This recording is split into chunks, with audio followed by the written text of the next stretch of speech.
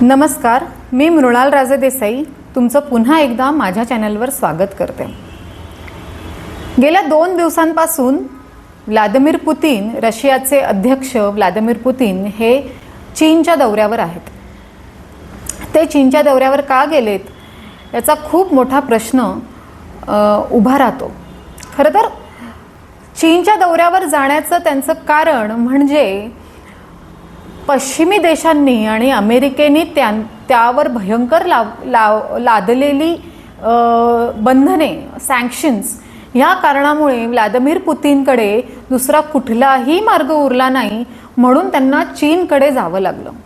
आता त्या भेटीमध्ये अनेक मुद्द्यांवर त्यांचं डिस्कशन होणार, जसं की रशियाचे नॅचरल रिसोर्सेस, रशियाचा गॅस हे चायनाला म्हणजे चीनला काही प्रमाणात डिस्काउंट देऊन दिल्या जाईल आणि तसंच चीनसुद्धा काही प्रमाणात मशीन्स आणि या गोष्टींवर रशियाला मदत करेल।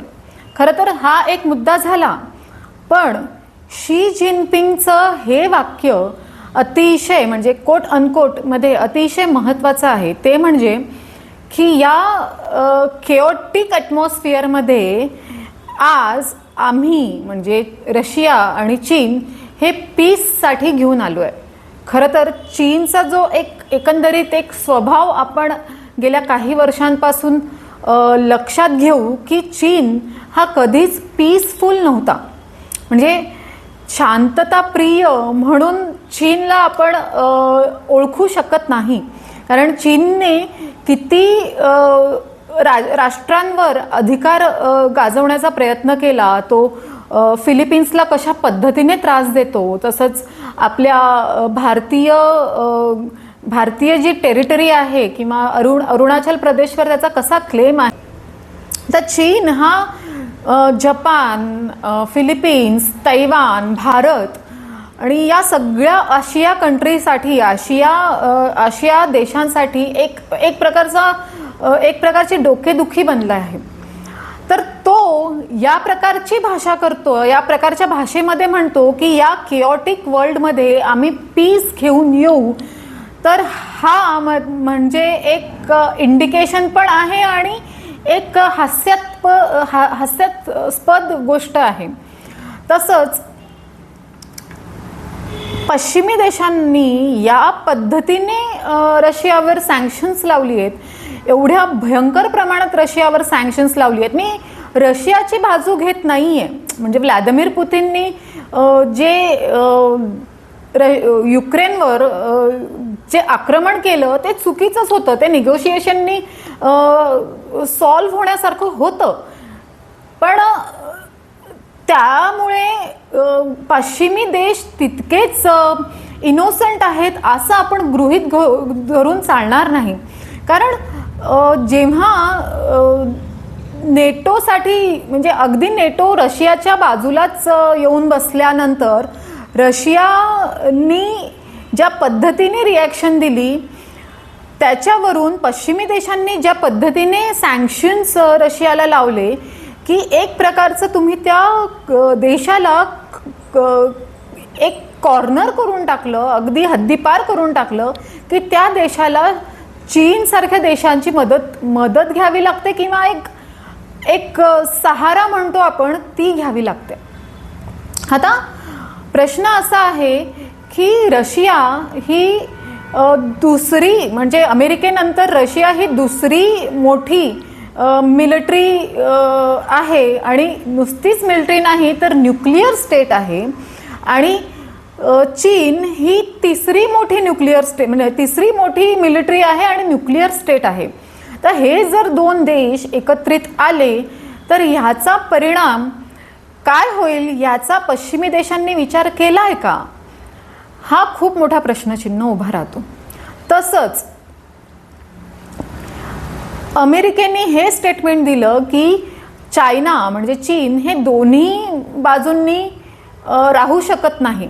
म्हणजे अमेरिकेचे जे सेक्रेटरी आहेत, प्रवक्ता आहेत वेदांत पटेल यांनी एक स्टेटमेंट दिलं की चायना हे युरोप आणि अमेरिकेसोबत स्ट्रॉंग टाईज ठेवू शकत नाही आणि त्याचबरोबर रशियाशी अतिशय चांगले संबंध पण ठेवू शकत नाही, जे की रशिया आता युरोपसाठी एक काय म्हणू, एक खतरा, काय एक डेंजर एंटिटी बनलेला आहे. खरं तर मला हे म्हणायचं आहे की चायनाला हे सांगून फायदा काय, कारण चायनाला मोठं करणारे सुद्धा आज पश्चिमी देशच आहेत. पश्चिमी देशांनी अतिशय प्रमाणात स्वतःला इतकं स्वावलंबी म्हणजे स्वतःला इतकं परावलंबी चायनावर करून ठेवलं आहे की चायना आता डोळे दाखवायला लागल्यानंतर पश्चिमी देशांचे डोळे उघडायला लागलेत. म्हणजे चीन हा एक बकासुरासारखा आहे, तो जे दिसेल ते गिळण्याचा चीनचा एक स्वभाव आहे.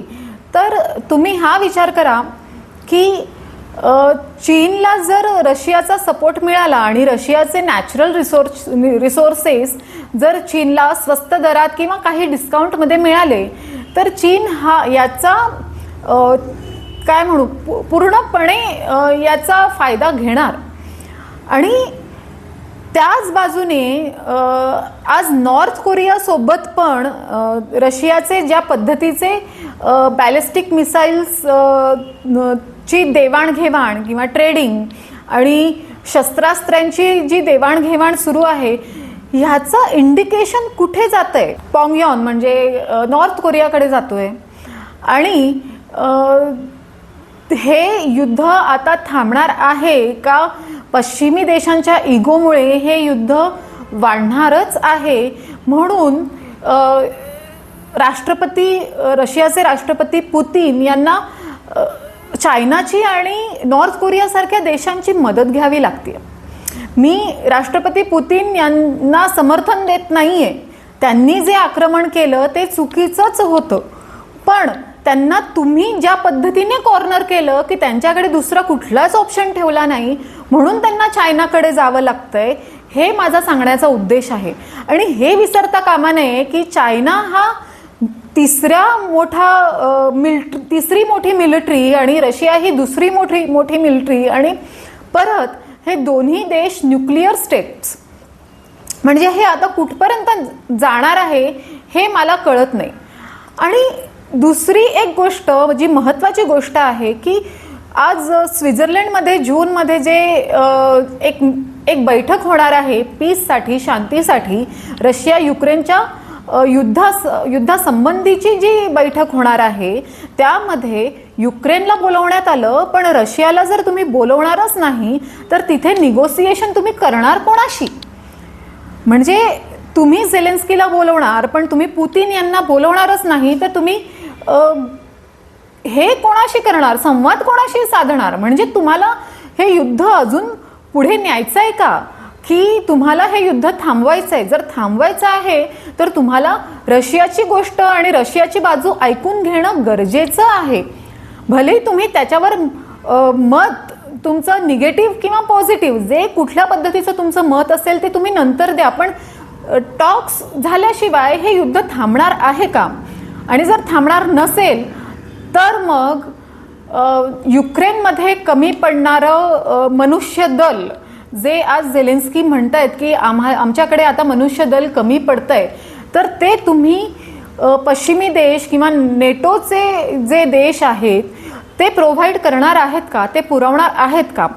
आणि जर पुरवित असतील तर याचा अर्थ असा समजून घेण्यात यावा का की युक्रेन आता नेटोचा मेंबर झाला आहे, ज्या कारणामुळेच रशियाने युक्रेनवर आक्रमण केलं? माझा सांगण्याचा मुद्दा हा की रशियाला ज्या पद्धतीने जितक्या प्रमाणात जे पीसने, टॉक्सने किंवा निगोसिएशनने जे सॉल्व्ह होण्यासारखं होतं ते तुम्ही त्यांना इतकं कॉर्नर करून टाकलं की रशियाकडे दुसरा एक पर्याय उरला नाही, म्हणून त्याला चायनाकडे जावं लागलं. आणि चायना आधीच संपूर्ण देशाची डोकेदुखी बनला आहे. तर ह्या डोकेदुखीवर पर्याय म्हणून, इलाज म्हणून पश्चिमी देश फक्त प्रवक्तांकडून एक मेसेज पास करणं की चायना दोन्ही बाजूंनी आता खेळू शकत नाही किंवा दोन्ही बाजूंशी संबंध फार ठेवू शकत नाही किंवा युरोपसोबत टाईज करू शकत नाही, अमेरिकेसोबत स्ट्रॉंग टाईज करू शकत नाही आणि रशियासोबत दुसरीकडे काय म्हणतात संबंध ठेवू शकत नाही, हे सगळं ठीक आहे. पण त्याला पर्यायी मार्ग काय हे मला एक भारतीय म्हणून कळत नाहीये.